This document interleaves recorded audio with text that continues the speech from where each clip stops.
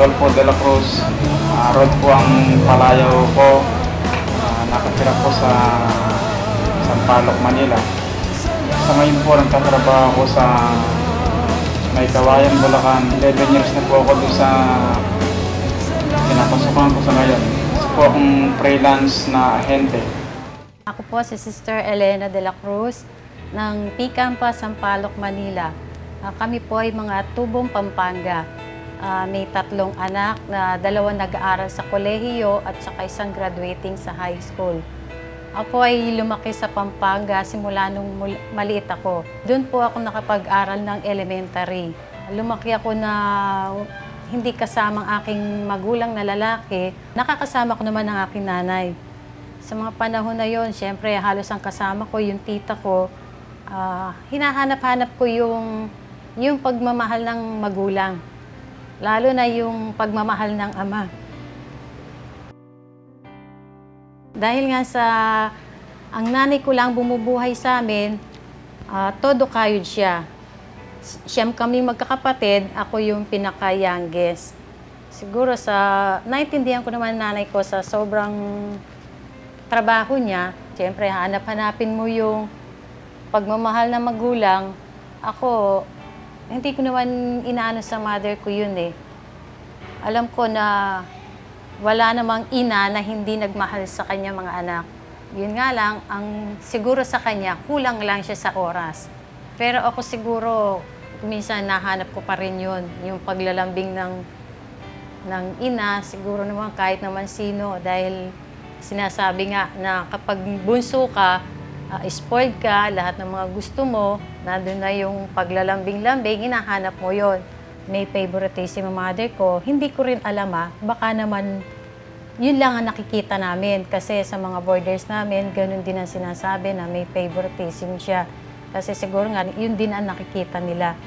Pero ako hindi ko naman sinusumbat sa nanay ko yun eh. Siguro ito na rin naging dahilan kung bakit nakapag-asawa ako na maaga. Hindi ko natapos yung pangako ko sa nanay ko na magtatapos ako ng kolehiyo.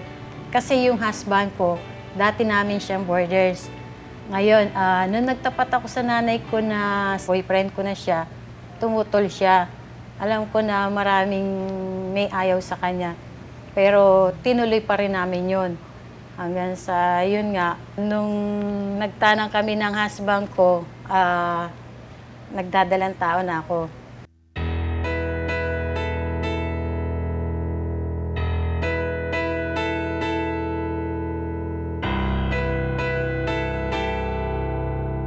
Nung malaman kong buntis siya, bali nagdalawang isip ako eh.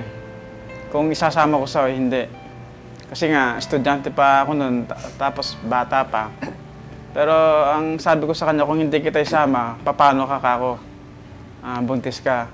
Tanda ko, sinabi niya sa akin, aalis ako dito sa bahay, sabi niya. Titira ako sa kaibigan ko, palalakihin ko itong bata. Pero, hindi mo siya makikita, sabi niya sa akin. Ang ginawa ko, sabi ko doon sa mga kapatid ko, kasi kasama ko yung mga kapatid ko sa boarding house. Pakisabi kay nanay na uuwi kami kako. Yung sinabi, alam ng nanay ko na mag-aasawa na ako noon. Nung inuwi ko siya sa amin, nagulat din yung nanay ko kasi ang expected na nanay ko, magtatapos din ako ng pag-aaral eh. Sabi ko nga, nandito na kako ganyan, hindi na pwedeng i-atras dahil magkakaroon na kayo kako ng apo kako ganyan. Hanggang dumating yung magsama kami, ganun. Pinakasal kami sa Huwes, hanggang manganak siya, makapagsilang. Dito na nagsimula yung mga pagsubok. Hanggang sa magpatingin ako sa doktor, ang sabi nga, mababay daw yung matris ko. Hindi sinasabi sa akin ng doktor na hindi ako pwede manganak na normal. Dahil nga, ang alam ko, mga anak pa ako, siguro katapusan ng Marso, pero napaaga siya, naging March 5. Nakakaramdam na ako ng pananakit ng tiyan, kaso yung mga biyanan ko, ayaw pa nila maniwala na oras na ng panganganak ko. Basta, nihilab lang yung tiyan ko, may time na nawawala. Kaya hindi sila naniniwala na oras na ng panganganak ko yun. Hanggang sa dinala nila na ako sa hospital, dun nga sa doktor na tumitingin sa akin, yung oras na yun sinabi niya na hindi raw ako pwede manganak na normal. Dahil daw manipis yung aking matres, kailangan daw ako masasaryan.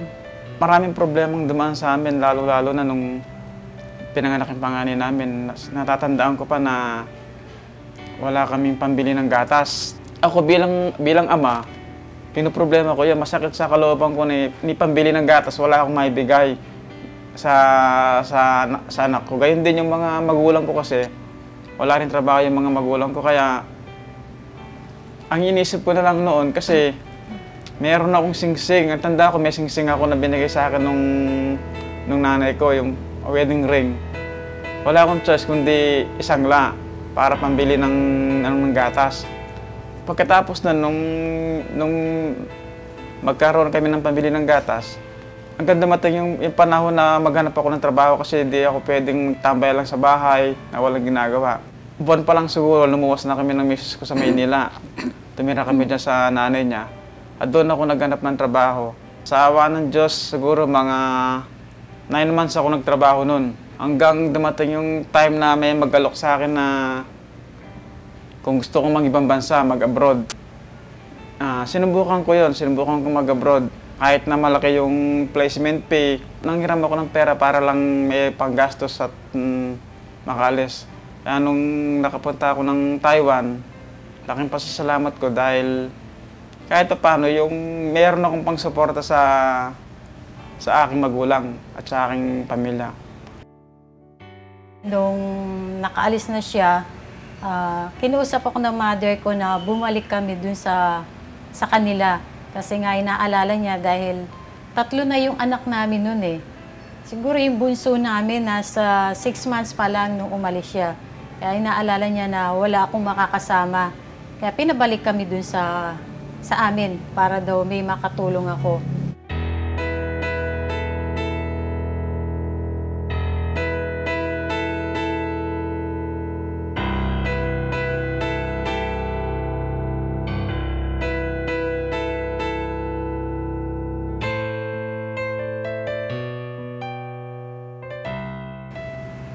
Akala ko noon mamamatay na ako.